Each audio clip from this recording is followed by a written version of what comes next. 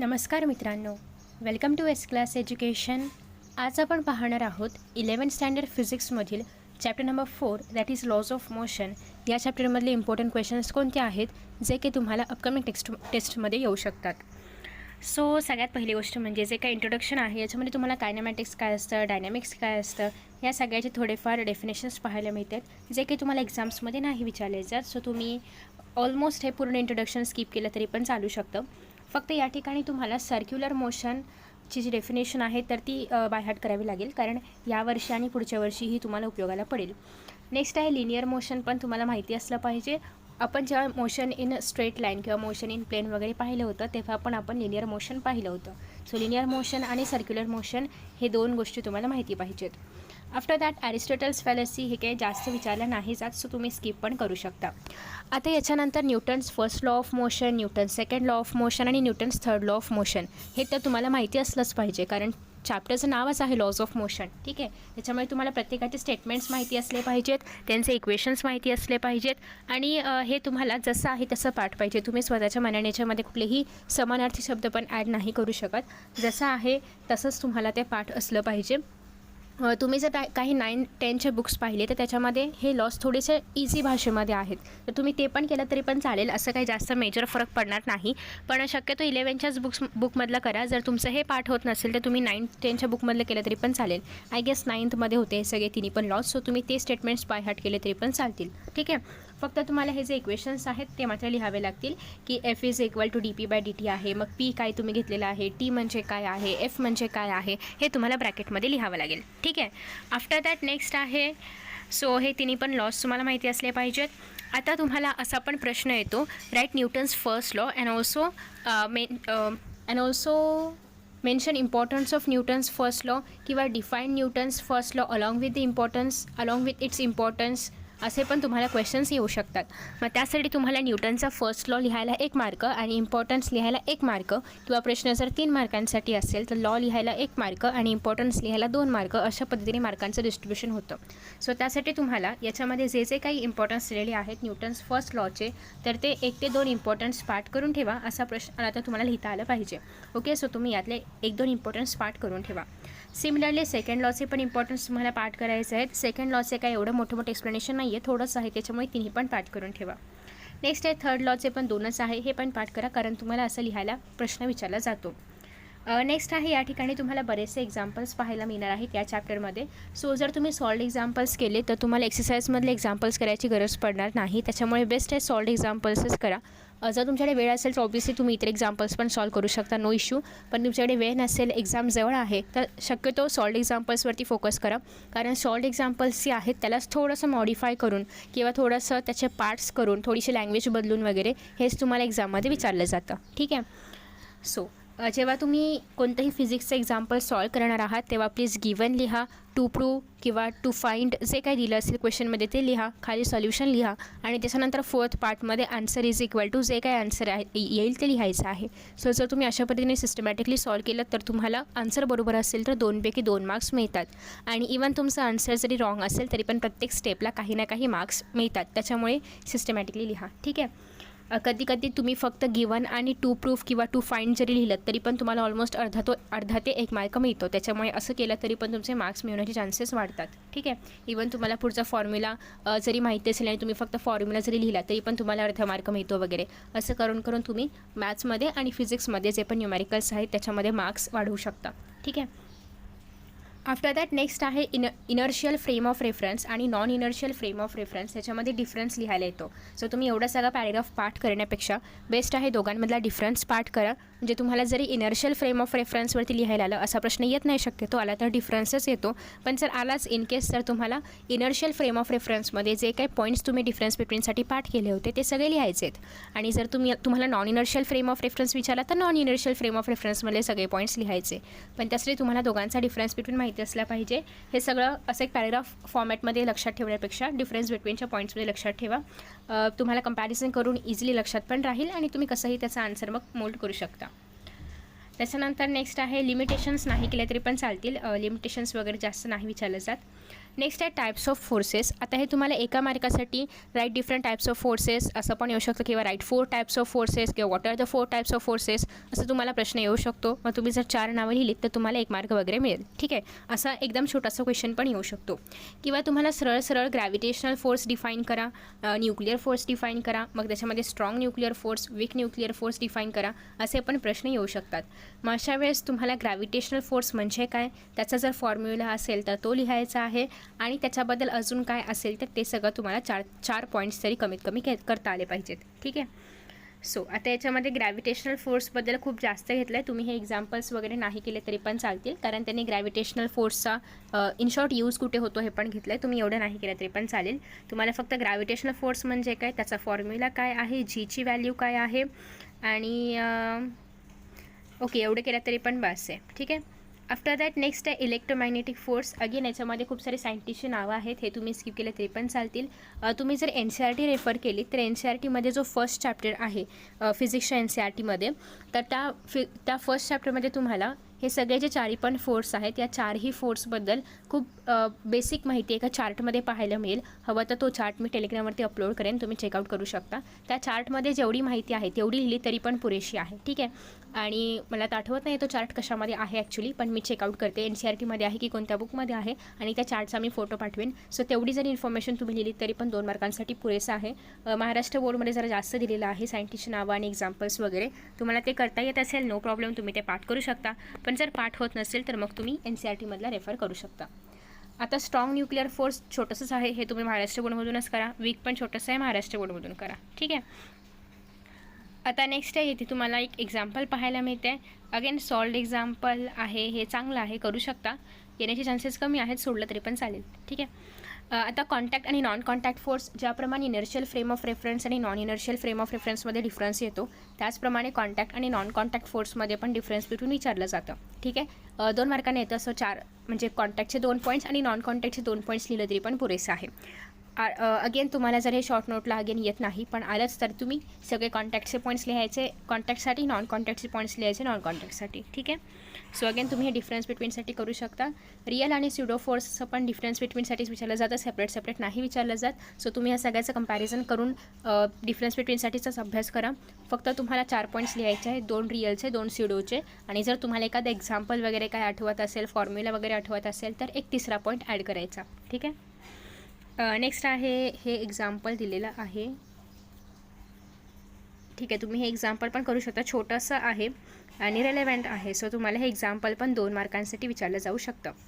Next आहे conservative आणि non conservative forces. हे तुम्हाला थोडक्यात एका मार्काला डेफिनेशन लिहा किंवा शॉर्ट नोट लिहा असं येतं. सो कन्झर्वेटिव्ह आणि नॉन कन्झर्वेटिव्ह पण ह्याचा पण शक्यतो डिफरन्सेस लक्षात ठेवा, जेणेकरून तुम्हाला कसं पण आलं, शॉर्ट नोटसाठी आलं, डेफिनेशन आलं तरी पण लिहिता येईल. ठीक आहे.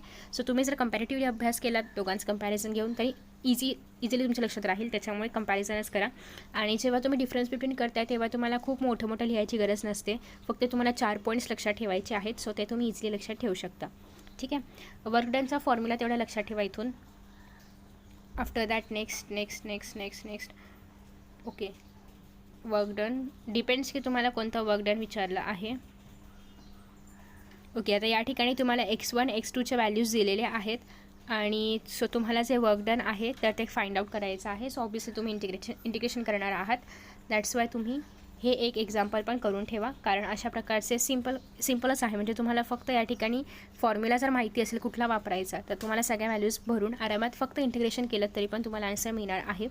इंटिग्रेशन आणि डिफरन्शिएशनच्या फॉर्म्युल्यावरती काही व्हिडिओ हवा आहे का सांगू शकता, कारण मॅथ्सच्या मुलांना ऑलरेडी ते आहे, पण जे बायोलॉजी घेतलेली मुलं असतील ज्यांचा मॅथ्स नाही आहे त्यांना मात्र हे डिफिकल्ट जाऊ शकतं. सो त्याचा पण व्हिडिओ अपलोड करेन जर तुम्हाला हवं असेल तर. नेक्स्ट आहे work energy theorem. Work energy theorem तुम्हाला असं लिहायला नाही दिलं जात, तुम्हाला न्यूमॅरिकल्समध्ये बऱ्याचदा विचारलं जातं. तुम्ही जर काही कॉम्पिटेटिव्ह एक्झाम्सचे न्यूमॅरिकल्स पाहिले असले तर त्याच्यामुळे तुम्हाला पाहायला मिळेल की वर्क एनर्जी थिअरमवरती खूप जास्त क्वेश्चन्स आहेत. सो बेसिकली तुम्हाला ॲटलिस्ट हे पूर्ण नाही लक्षात ठेवलं तरी पण चालेल, पण वर्क एनर्जी थिअरम काय आहे हे फक्त लक्षात ठेवा की ज्या ठिकाणी जी आपली टोटल एनर्जी आहे तर ती कन्झर्व्ड राहते. Okay. So work done is equal to, तुम्ही हा जो फॉर्म्युला आहे पूर्णच्या पूर्ण लक्षात ठेवू शकता. ठीक आहे. म्हणजे जरी तुम्हाला एक्झाम्पल्स म्हणजे सॉल्व करायला आले तरी पण तुम्ही सॉल्व कराल असं. नेक्स्ट आहे principle of conservation of linear momentum. हे याचं डेरिवेशन पूर्ण नाही आहे, सो तुम्ही हे नाही केलं तरी पण चालेल. चालेल, स्किप करू शकता, कारण हे पुन्हा 12thला आहे आणि 12thला मात्र तुम्हाला पूर्ण डेरिवेशन आहे, सो तुम्ही आता स्किप करू शकता, no issues. After that next आहे हे एक एक्झाम्पल करा 4.5, कारण हे एक्झाम्पल तुम्हाला जर आलं तर आतापर्यंत हे जे काही कॉन्सेप्ट सगळे आपण या पाहायला मिळतात तुम्हाला, या सगळ्या कॉन्सेप्ट्स तुमच्या क्लिअर होतील. ठीक आहे, सो एक तर तुम्ही हे सगळं रीड करा. FBD कसं ड्रॉ करायचं वगैरे तुम्हाला येत नसेल तर, पण तुम्हाला जर येत असेल FBD ड्रॉ करता, फोर्सचे कंपोनंट्स घेता येत असेल तर तुम्ही डिरेक्टली हे क्वेश्चन सॉल्व करा, जेणेकरून तुम्हाला एक आयडिया मिळेल की सगळे बेसिक कॉन्सेप्ट्स क्लिअर झाले आहेत का. नसतील तर मग मात्र तुम्हाला हे रीड करावं लागेल. ठीक आहे, कारण याच्यामध्ये त्यांनी ऑलमोस्ट सगळंच कवर केलेलं आहे, सो तुम्ही ते एक एक्झाम्पल सॉल्व करू शकता. नेक्स्ट आहे कोलिजनवरती जास्त काही लिहायला येत नाही, पण तुम्हाला इलॅस्टिक कोलिजन आणि इनइलॅस्टिक कोलिजनचा डिफरन्स तरी पण करून ठेवायचा आहे, कारण छोटासा डिफरन्स आहे, जास्त काही नाही. कशामध्ये कायनेटिक एनर्जी कन्झर्व राहते, कशामध्ये लॉस ऑफ कायनेटिक एनर्जी होते ड्युरिंग कोलिजन वगैरे, हे मात्र तुम्हाला लक्षात ठेवायचं आहे. नेक्स्ट आहे परफेक्ट इनइलॅस्टिक कोलिजन, स्किप केलं तरी पण चालेल. नेक्स्ट आहे कोइफिशियंट ऑफ रेस्टिट्यूशन. सो ईची जी व्हॅल्यू आहे तर ती तुम्हाला म्हणजे ह्याच्यावरती ऑलमोस्ट तुम्हाला डेफिनेशन किंवा शॉर्ट नोट लिहायला येते, सो हे करून ठेवू शकता. पूर्ण करायची गरज नाही आहे, फक्त डेफिनेशन आणि याचा फॉर्म्युला. ठीक आहे, ओके, ठीक आहे, एवढं केलं तरी पण चालेल. हेड ऑन इलास्टिक कोलिजन्सचे वगैरे हे जे काही सेपरेट फॉर्म्युले आहेत हे तुम्ही स्किप केले तरी पण चालतील, कारण तुम्हाला सध्या महाराष्ट्र बोर्डला हे नाही येणार लिहायला. पण तुम्ही जर इतर कुठल्या एक्झामची तयारी करत असाल तर मात्र तुम्हाला हे न्यूमॅरिकल्स किंवा हे जे काय म्हणू आपण याला फॉर्म्युले आहेत हे करावे लागतील. आफ्टर दॅट नेक्स्ट आहे हे जे एक्झाम्पल आहे ते तुम्ही करू शकता, कारण जो इम्पॉर्टंट फॉर्म्युला आहे तेवढाच आहे कोलिजनचा, म्हणजेच कन्झर्वेशन ऑफ मोमेंटमचा. एवढा केला तरी पण पुरेसे आहे. सो हे एक्झाम्पल्स नेमके कसे सॉल्व करायचे असतात हे तुम्हाला या एक्झाम्पलमधून कळेल. सो एवढा फॉर्म्युला इनफ आहे. नेक्स्ट आहे बाकी कायनेटिक एनर्जी जे काही आहे, तर यासाठी तुम्ही फक्त हवं तर फॉर्म्युला लक्षात ठेवू शकता. पूर्ण काही करायची गरज नाही आहे डेरिवेशन वगैरे, कारण हे नाही विचारलं जात. सो तुम्ही फक्त एवढं केलं तरी पण इनफ आहे, पुरेसा आहे. ठीक आहे, आफ्टर दॅट हा जो ग्रीन बॉक्स आहे तर तुम्ही स्किप करू शकता.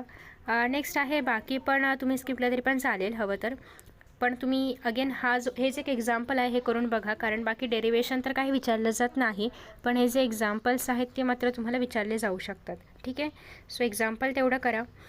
नेक्स्ट आहे अगेन हे पण न्यूमॅरिकल तुम्ही करू शकता, कारण कसं आहे न्यूमॅरिकल्स केलं तर तुमचे कॉन्सेप्ट्स तुम्हाला कळतील किंवा प्रॉपरली ब्रशअप झाले आहेत की नाही हे पण कळेल, जेणेकरून तुम्हाला कशाही प्रकारचं न्यूमॅरिकल आलं मग ते एक्सरसाइजमधून आलं तरी पण सॉल्व करता येईल, फक्त सॉल्व एक्झाम्पल्स केले तरी पण.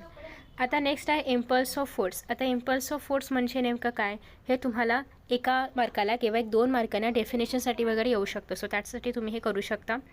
बाकी तुम्ही नाही केलं काही तरी पण चालेल. ठीक आहे, आफ्टर दॅट नेक्स्ट आहे आता हे जे रोटेशनल अॅनालॉग्स आहेत फोर्ससाठी ते आहे मोमेंट ऑफ इनर्शिया आणि टॉर्क. ठीक आहे, so moment of inertia I guess 12thला आहे, 11thला फक्त मोमेंट ऑफ फोर्स आहे, that is torque. So basically तुम्हाला टॉर्कचा फॉर्म्युला माहिती पाहिजे, torque is equal to R/F, जेणेकरून तुम्हाला याच्यावरती जर काही न्यूमॅरिकल्स आले डिरेक्टली टॉर्क फाइंड आउट करा असं पण येतं. R एवढं आहे, फोर्स एवढा आहे, थीटा जो काही असेल ते दिलेला असेल आणि तुम्हाला टॉर्क काढा असं पण येतं. सो बेसिकली जर तुम्हाला हे सॉल्व करायचं असेल तर तुम्ही RF साइन थीटा असं करून पण हे सॉल्व करू शकता. ठीक आहे, R/F जर तुम्हाला थीटा दिला असेल तर असं सॉल्व करा, थीटा दिला नसेल तर तुम्ही torque is equal to R/F करून सॉल्व करू शकता. ठीक आहे, बाकी हे सगळं जे काही थिअरी आहे हे तुम्ही एक्झामसाठी नाही केले तरी पण चालेल, बट इफ यू वॉन्ट तुम्ही रीड करू शकता. टॉर्कचा फक्त फॉर्म्युला माहिती असला पाहिजे, बाकी ज्याप्रमाणे थीटा बदलेल त्याप्रमाणे टॉर्कच्या व्हॅल्यूज बदलतील, हे तुम्हाला इझिली कळेल, कारण आपण टॉर्कमध्ये साइन थीटा वापरतो. आता ऑब्वियसली साइन 90 असेल तर हे 1 होणार आहे, साइन 0 असेल तर या ठिकाणी सगळं 0 बनणार आहे. सो इथे तुम्हाला माहितीच आहे, फक्त साईननुसार किंवा साइन थीटाच्या व्हॅल्यूनुसार हे बदलत जाईल. आफ्टर दॅट नेक्स्ट आहे अगेन टॉर्क म्हणजे काय आणि कपल म्हणजे काय हे फक्त डेफिनेशन्स तुम्ही इथून करू शकता. नेक्स्ट आहे मोमेंट ऑफ फोर्स आणि मोमेंट ऑफ कपलचा डिफरन्स दिलेला आहे असा डिफरन्स करायचा आहे, 2 मार्कांना विचारला जातो. नेक्स्ट आहे इक्विलिब्रियम. इक्विलिब्रियमचे टाईप्स आहेत. सो बेसिकली मेकॅनिकल इक्विलिब्रियम म्हणजे काय याचं फक्त तुम्हाला डेफिनेशन करायचं आहे, बाकी नाही काही केलं तरी पण चालेल. नेक्स्ट आहे स्टेबल, अनस्टेबल आणि न्यूट्रल इक्विलिब्रियम, याचे पण तुम्हाला फक्त डेफिनेशन करायचे आहेत, बाकी स्किप करू शकता. नेक्स्ट आहे centre of mass. Centre of mass तुम्हाला याच्यावरती जर एक्झाम्पल्स आले तर ते सॉल्व करता आले पाहिजेत. त्यासाठी हे फॉर्म्युला करायचं आहे, काही अवघड नाही आहे. मास इंटू x1 म्हणजे एक्स ॲक्सिसवरती त्या पार्टिकलची किंवा त्या ऑब्जेक्टची लेंथ किती आहे ते तुम्हाला फाइंड आउट करायचं आहे. प्लस दुसरं ऑब्जेक्ट m2 x2 करायचं आहे, डिवायडेड बाय सगळ्यांचा मास करायचा आहे. यालाच आपण म्हणतो सेंटर ऑफ मास. ठीक आहे. सो ह्याच्यामधले फक्त फॉर्म्युला लक्षात ठेवायचे, बाकी तुम्हाला थिअरी लक्षात ठेवायची गरज नाही आहे. त्याच्यानंतर नेक्स्ट आहे हे तुम्ही एक्झाम्पल सॉल्व करा जेणेकरून तुमचं सेंटर ऑफ मास जे आहे तर ते क्लिअर होईल. सो 4.13 सॉल्व करायचं आहे. त्याच्यानंतर वेलोसिटीमध्ये पण सेम तेच करायचं आहे. सगळे हे जे पण सेंटर ऑफ मास आहेत सगळ्या ठिकाणी हेच करायचं आहे. मास इंटू ती जी काही क्वांटिटी दिली असेल ती. सो m1 आता इथे वेलोसिटी काढायची आहे. So m1 v1 plus m2 v2 divided by सगळ्यांचं मासची ॲडिशन. ठीक आहे. समेशन ऑफ मास हेच तुम्हाला प्रत्येक वेळी करायचं आहे. ॲक्सिलरेशन दिलं असेल तरी पण m1 a1 plus m2 a2 divided by m1 plus m2 same करायचं आहे. नेक्स्ट आहे characteristics of centre of mass. फक्त यातले कुठलेही 4 कॅरेक्टरिस्टिक्स करून ठेवा, जे कुठले तुम्हाला इझी वाटतील, आवडतील असे कुठलेही 4 कॅरेक्टरिस्टिक्स तुम्ही करून ठेवा. नेक्स्ट आहे सेंटर ऑफ ग्रॅव्हिटी आणि सेंटर ऑफ मास डिफरंट आहे. बऱ्याचदा आपण त्यांना एकच कन्सिडर करतो, बट ते असं नाही आहे. सो सेंटर ऑफ मास आणि सेंटर ऑफ ग्रॅव्हिटी यांच्यामधला डिफरन्स तुम्हाला करायचा आहे. हे एक्झामला लिहायला नाही विचारलं जात, पण हे तुमच्या कॉन्सेप्ट्स क्लिअर होण्यासाठी आहे. ठीक आहे. बाकी ॲज युज्युअल तुम्ही जे एक्सरसाइजमधले फक्त MCQs आहे ते करणार आहात. बाकी जे काही न्यूमॅरिकल्स आहेत ते नाही केले तरी पण चालतील, कारण आपण सॉल्ड एक्झाम्पल्स करणार आहोत. सो आय होप की तुम्हाला हा व्हिडिओ आवडला असेल. बाकी या ठिकाणी तुम्ही जर पाहिलं तर टाईप ऑफ कोलिजन आणि त्याचे एक्झाम्पल्स दिलेले आहेत. इथून तुम्हाला ओळखता आलं पाहिजे की कोलिजन कोणत्या प्रकारचं आहे त्या एक्झाम्पलमध्ये. सो हवा तर हा एक क्वेश्चन करून ठेवू शकता, जेणेकरून कोलिजनचे पण कॉन्सेप्ट्स ब्रशअप होतील. So thank you so much for watching this video. Best of luck for your exams. याच्या आधीचे चॅप्टर्सचे व्हिडिओज मी ऑलरेडी अपलोड केले आहेत, ज्याच्यामध्ये आपण त्यातले काही इम्पॉर्टंट क्वेश्चन्स वगैरे पाहिले होते. Thank you so much for watching this video. Bye bye.